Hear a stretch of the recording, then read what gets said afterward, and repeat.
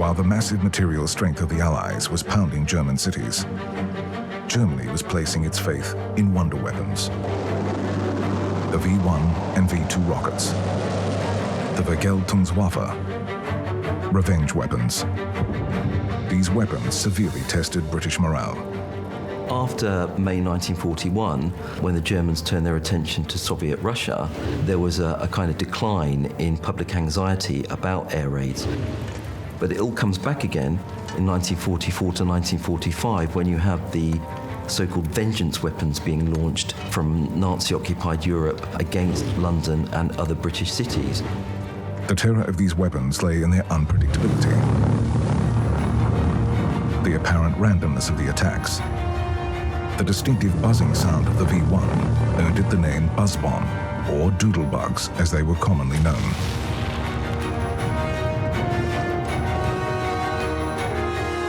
The V2 weapons climbed to the edge of space before returning to Earth at supersonic speeds. The V2 was an incredibly fast missile. It's the birth of the rocket, effectively.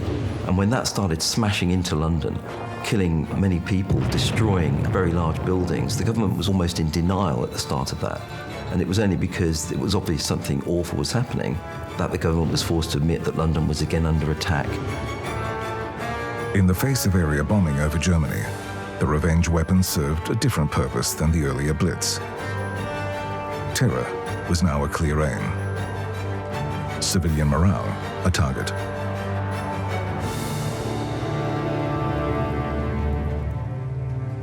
An added cruelty of the revenge weapons were their construction.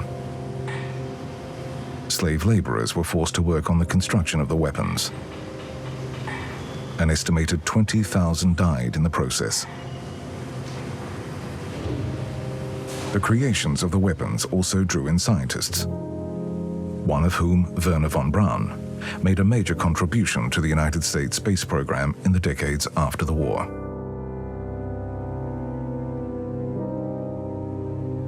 Over 10,000 flying bombs were launched over the English coast. Close to 4,000 of those were shot down before reaching their target. Some 2,400 made it to London. The rocket attacks were not confined to Britain. Antwerp was also targeted. The offensive ended in March 1945 as the Allied advance overran the launch sites.